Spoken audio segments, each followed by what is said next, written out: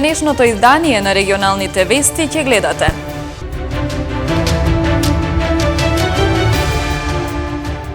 Во последните 24 часа во земјава се направени 680 тестирања, а регистрирани се 80 нови случаи на COVID-19.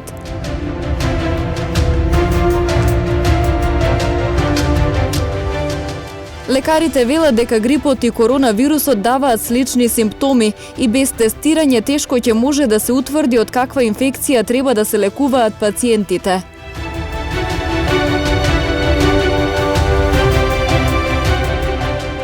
Лауреатот на меѓународниот поетски фестивал Денови на наим го доби македонската поетеса Лидија Димковска.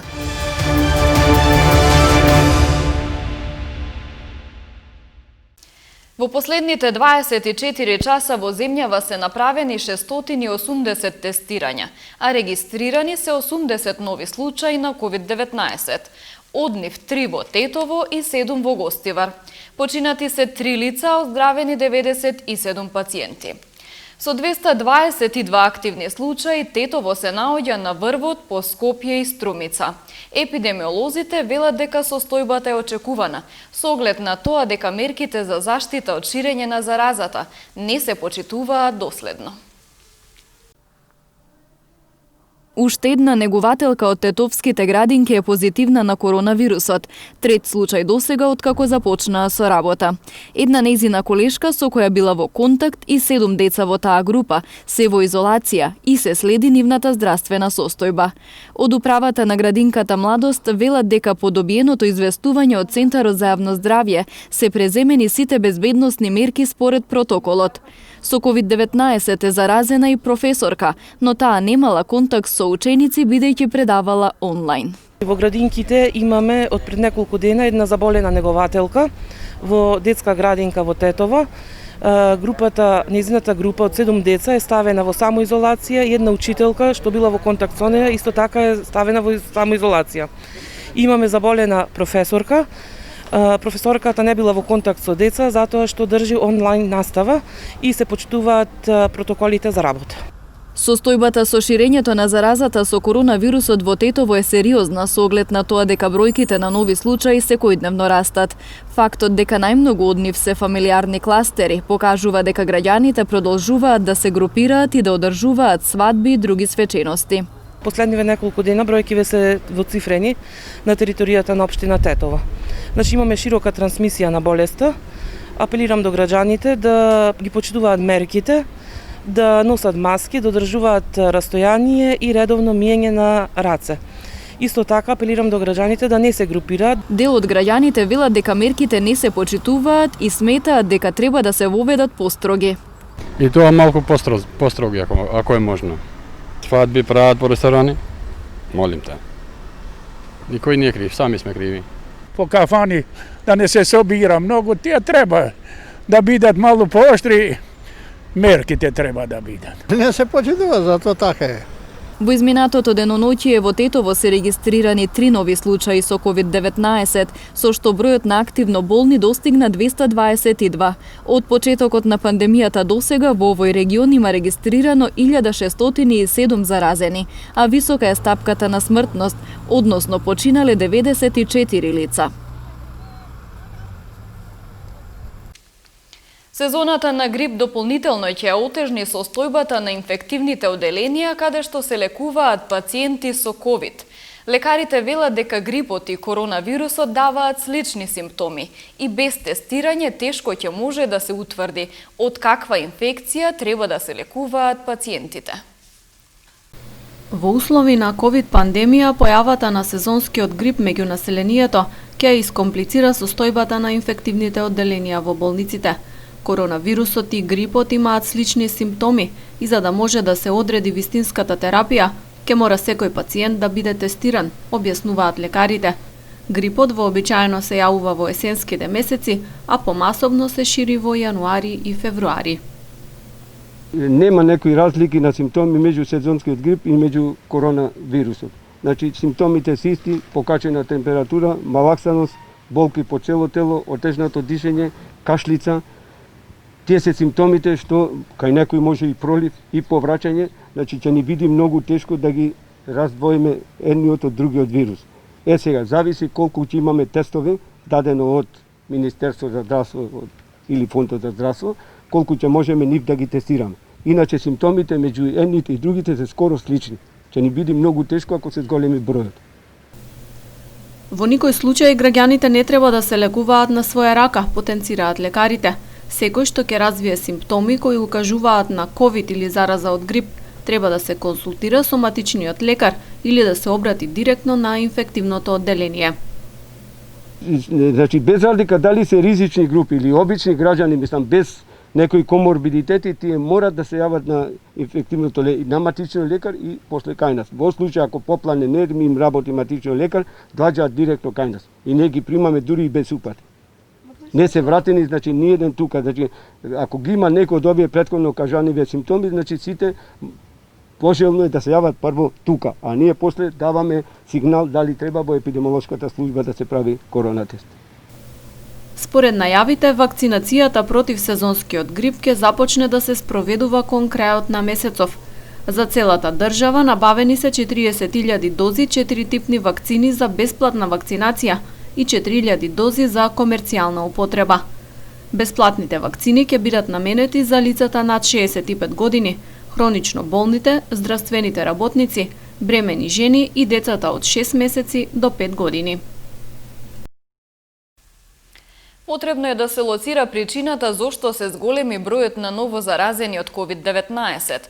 По практикувањето на одлуката за носење маски на отворено во период од 10 дена да се види дали таа мерка ќе вроди со плод. Во спротивно ќе треба да се воведат уште поригорозни мерки, смета доктор Злате Мехмедовиќ, директор на Здравствениот дом Скопје. Ни следуваше еден прилично долг период во кој што тие рестриктивни мерки постепено беа олабавувани и луѓето полека почнаа да се враќаат на нормалниот живот. Нормално дека секој враќање на рестриктивните мерки ќе доведе до вакви реакции, меѓутоа неопходно е некогаш навистина да се воведат одредени рестриктивни мерки со цел да може да се заштити јавното здравје. Дали маските навистина ќе донесат било какви намалувања на бројките кои што можеме да ги очекуваме во наредниот период, треба да видиме во текот на наредните 10 дена, почнувајќи од денот кој ќе биде во сила мерката за задолжително носење на маски на отворено. И тоа е систем кој што ќе треба да биде континуирано консеквентен на носење на одлуки, следење на одлуки и носење на нови одлуки. Доколку нема намалување на бројките во наредните 10 дена од првиот ден кој ќе биде донесена одлуката, нормално дека треба да се размислува и за нови рестриктивни мерки. Мојот впечаток е дека здравствениот систем е стабилен и дека се уште болничките капацитети не се исполнети до максимум. Проблемот ќе настане сега кога тие болнички капацитети ќе бидат толку преполнети што нема да може веќе оние кои што навистина им е потребно нега или грижа за да бидат третирани од COVID-19 нема да може да бидат примени во болничка установа. Тогаш ќе настане реалниот проблем. А до тогаш оваа стабилност на здравствениот систем е нешто што треба да ја чуваме низ превентивните мерки кои што ќе ги имплементираме. Реално не очекувам чувањето на јавното здравје да расчистиме е еден општествен пристап кон тоа како треба да се интервенира. Тука немате поделба на јавни и приватни здравствени установи, имате целокупно здравствен систем кој што се активира во насока на сочувување на јавното здравје. Така да таа флуктуација на лекари од јавен во приватен сектор не би требало ништо да значи во моментот кога ние се уште ги имаме лекарите во нашата држава во здравствениот систем. Во Гостивар и Гостиварско годишно во просек се регистрираат од 20 до 30 случаи на малолетничка деликвенција.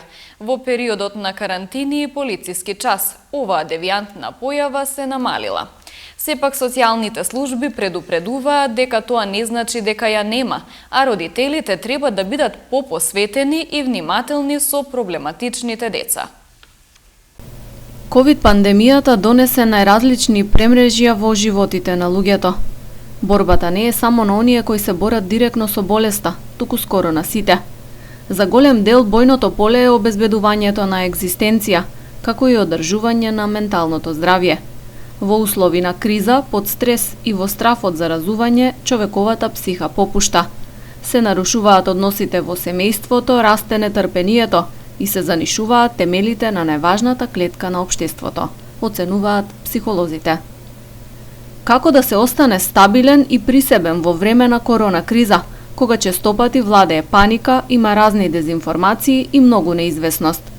Психологот Кара Хасан советува луѓето да читаат повеќе книги, да посветат внимание на разговор и заеднички активности со своите блиски и да се свртат кон духовните вредности.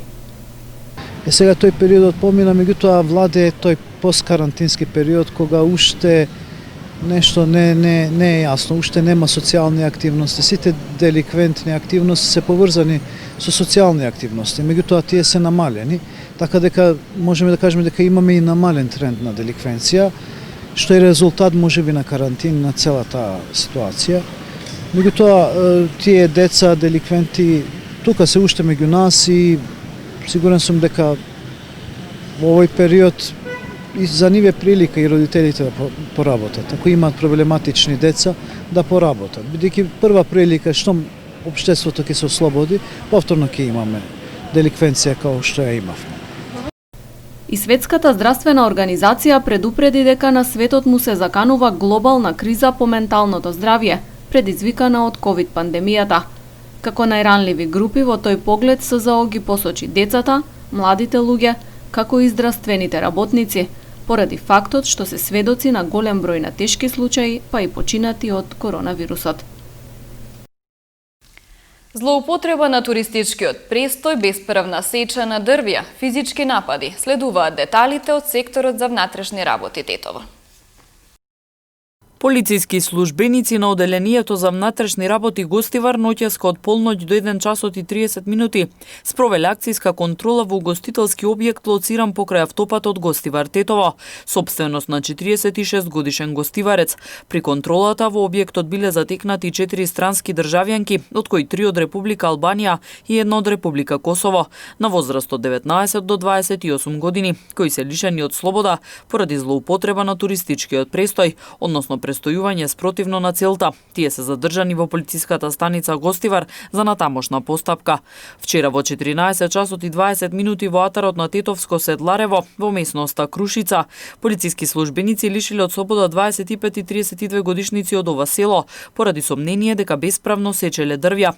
Двајцата се задржани во полициската станица Тетово за расчистување и документирање на случајот. Вчера исто така околу 18 часот на регионалниот пат Тетово-Јажинце, на влезот во селото Одри, полициски службеници запреле товарно моторно возило со тетовски регистарски ознаки, натоварено со огревни дрва, што го управувал 69 годишникот Тетовска Долна Лешница. Возилото е исклучено од сообраќај поради тоа што возачот не поседувал лиценца за превезување огревни дрва и го управувал без соодветна категорија на возачка дозвола. Се преземаат мерки за расчистување и документирање на случајот. Ноќеска во 2 часот и 30 минути 33 годишникот Тетовска Долна Лешница во СВР Тетово пријавил дека половина час по полноќ пред угостителски објект во Гостиварско Чегране бил физички нападнат од 2 лица, од кои едното го познавал. Се преземаат мерки за расчистување и документирање на случајот. Вчера пак во 18 часот и 30 минути 19 годишникот Тетовско Орашје пријавил дека околу 16 часот и 15 минути во угостителски објект во трговски центар во Тетово физички бил нападнат од 18 годишникот Тетовска Палатица. Се расчистува и документира и овој случај. За време на продолжениот викенд спроведена била акцијска контрола за откривање прекршоци во сообраќајот од страна на службеници на СВР Тетово. Во присрет на изминатиот празничен викенд, на подрачјето на секторот за внатрешни работи Тетово спроведена е акцијска контрола, во која вкупно биле откриени и законски санкционирани 45 прекршоци кај возила и 24 на возачи. 19 од возилата биле технички неисправни, најмногу со неисправни сопирачки 14 и светлосни уреди 4, додека 8 возила имале истечена регистрација и друго. При тоа 24 возила веднаш биле исклучени од сообраќај. При контролата исто така откриени се 7 возачи без положен возачки испит и валидна дозвола за тоа, 1 возач почетник, 1 со важечка забрана за управување, а констатирани биле и 15 други прекршоци од возачи. Сите прекршоци во акцијска контрола заокружени се со соодветни поднесоци, платни налози, писмени предупредувања или барања за поведување на прекршочни постапки. Вечерва во Националната галерија Чифте Аман во Скопје, нашиот ликовен уметник Павле Кузмановски ќе изложи повеќе од 120 своји дела. Со ова изложба Кузмановски ќе одбележи повеќе од 50 години творештва. На изложбата ќе бидат изложени преку 120 дела од различни формати, но претежно од поголеми формати, со обзир на творештото што го имам во текот на овие изминати 55-6 години, да речам.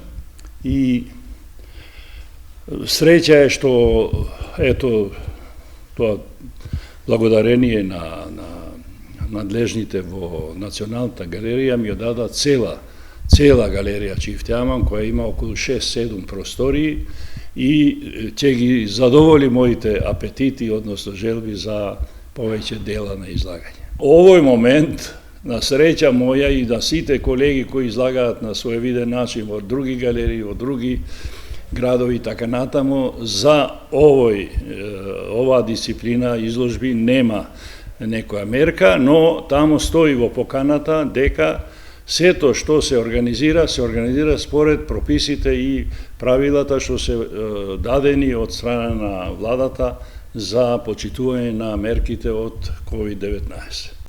24-тото издание на меѓународниот поетски фестивал Денови на наим ќе се одржи од 15 до 18 октомври во Тетово.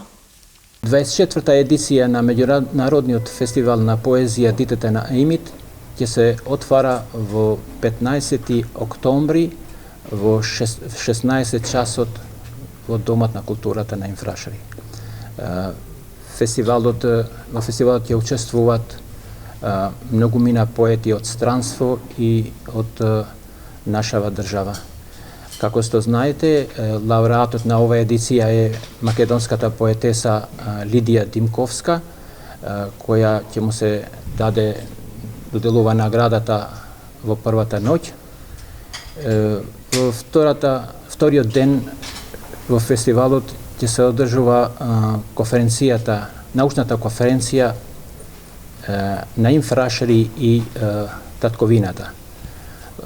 Тука многу научници и поети, албанци и од странство, ќе зборуваат за делото на поетот на Инфрашари.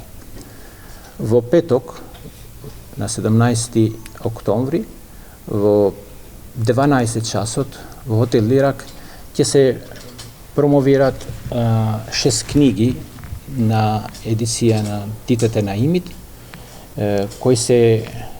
книги кои се на лауреатите од ланските едиции и една книга моја на македонски јазик.